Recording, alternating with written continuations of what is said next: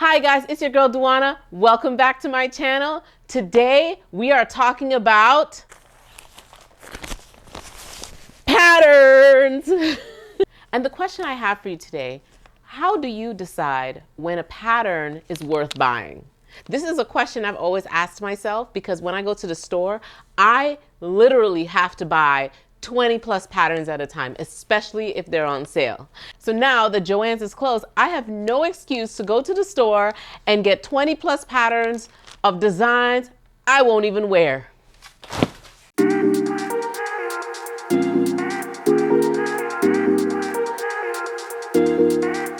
All right, let's get serious. I still really love patterns, but I have to come to the realization that I can't just keep buying patterns because they're cute. I mean, I can, but it really doesn't do anything for me because then I have a collection of hundreds of patterns and no way to use it. So the question is, how do I decide which pattern is worth buying? Which ones are worth my coins? So here's my checklist. This is the checklist I now use to decide if I'm going to buy a pattern. The first question is, can I come up with 2 garments that I can realistically make with this pattern? And I'm not going to throw any pattern companies under the bus, so I'm going to just use my patterns as an example. One of my favorite patterns is the Ada peplum dress. So peplum dress, I can realistically make 2 things with this. I can make a top, right? A peplum top, and I can also make a dress with it. The good thing about this pattern is you can also extend the length down to your ankles. So you have a long dress as well. So there's a lot of variety here. So one of the things with this pattern is it has a button-up sleeve, but you don't need that. You can remove it and have it sleeveless. What I try to avoid is buying patterns or even making patterns that I could only have one use for. So if I can't make something else with it, chances are it's going to be a waste because I'm going to make something and maybe never make it again. Now, if it only has one view, the other thing I look at is, can I add contrast to this? Does it have the pattern pieces to do contrast in the garment?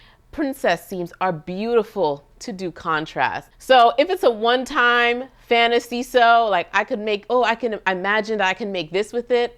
I pause and I decide how badly do I want this pattern. So that's number 1. Number 2, duplicates.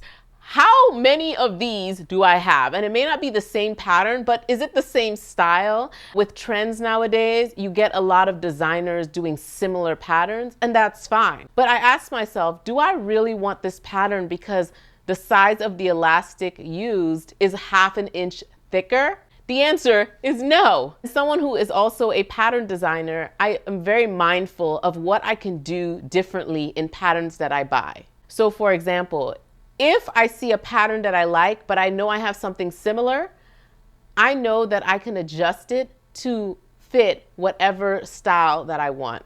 I do not need 3 of the same dresses or 2 of the same blazers. I only need 1 and I can adjust to my style. So I'm not gonna lie and say that I'm never going to buy a duplicate, but I have to be real about overconsumption because after buying so many patterns, I know I have so many similar styles in my closet. And on that note, I wanted to share an app that I actually use to organize my patterns, and that is Trello.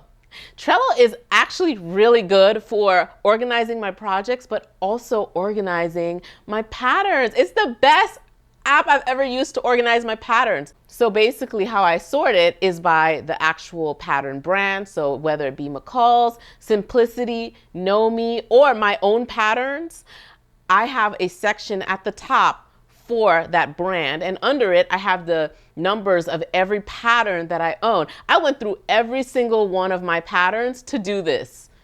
The other good thing about it is you can add pictures of the front and the back. So if you're at the store and you're looking for a pattern, you can just look at the picture of the back and see how much fabric you need or what other supplies you need to make this garment without even having to think about what you might need for it. It's right there. So that's why I love it. I love Trello for that reason. And when I was putting these patterns into Trello, I noticed I had duplicates of some. Some I actually had 3 of, but most of them were duplicates, and that was kind of eye-opening to see, like, why do I need two of this? So that's number two. So the third thing I look at is skill value. So does this pattern provide me with a new skill?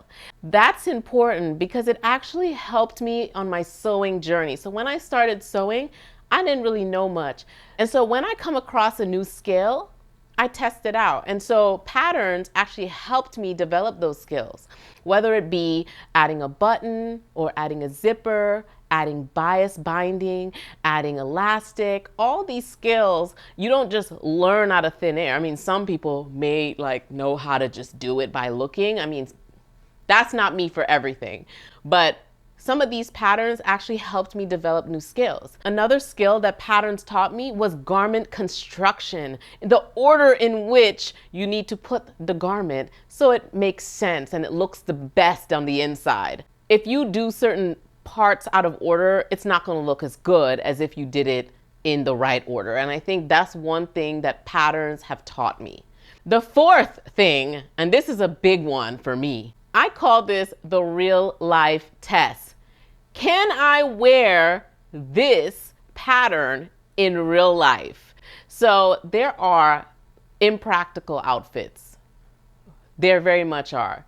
There are outfits for cosplaying. There are outfits that you can wear once and never again. But the biggest thing is, will me, be able to wear this outside? Or am I gonna feel very shy or uncomfortable in public in this outfit? And that is something that I have to think about even when designing patterns. Will I wear this out? Do I have somewhere to wear this to? I'm not going to design a ball gown pattern because I'm probably not going to wear this out much. So my style has actually changed a lot in the past years. And so now I actually wear a lot more athletic wear. So I'm probably not going to buy a lot of non-athletic wear patterns. And that being said, if I'm making a pattern now, most of my patterns have now shifted to athletic wear because this is stuff that I'm more likely to wear. That takes me back to my first point about wearing the garment multiple times. I can wear a pattern that I wear in real life multiple times, right? So that is what I look for in deciding if I want to buy a pattern. All right, point number 5. Now, point number 5, I'm gonna say is something I look for. I think a lot of people depend on this to decide if they want to buy a pattern. So when you look at a pattern, you see the line drawing and you see the model wearing it. Does the line drawing match the model and how it fits the model? Now, the line drawing is always chef's kiss. Whenever I look at the line drawing, I'm like, that is it. That is what I want. But when I look at it on the model, I might say, I don't know if this is for me. I have to decide, is the line drawing going to win over the model wearing it? Or is the model looking kind of frumpy in it, telling me maybe this ain't the pattern for me? So that is something else I look for. And the last point, point number 6, is my fabric reality check. Do I already have the fabric for this pattern? And on the topic of overconsumption, so if you look back, I did a series of overconsumption. I'm still in it right now, and this is me reflecting on the fact that I have so many patterns. And so I have to realize, what am I taking away from this overconsumption journey? Am I gonna buy more patterns, or am I gonna use the ones I have? And this goes for the fabric that I have in my closet. Am I going to buy a pattern if I don't already have the fabric in my closet? And so I'm gonna really be intentional about the patterns that I buy, the fabric that I buy, the supplies that I buy, and not overconsume this year. So I'm not gonna tell you what to do, but for me, this is my checklist on how to buy patterns. One, I do think that pattern companies need love, so go ahead and buy that pattern. If you really like it and you want to support the designer, go for it. Indie pattern companies need that love too.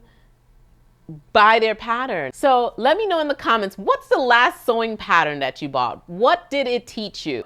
Do you buy patterns for your real life or your fantasy sewing? Do you feel like you have too many patterns or not enough skill? What's one question you wished you asked before buying a pattern? For you, what makes a pattern worth buying? Let me know your thoughts in the comments. I really love reading them, and I'll see you next time.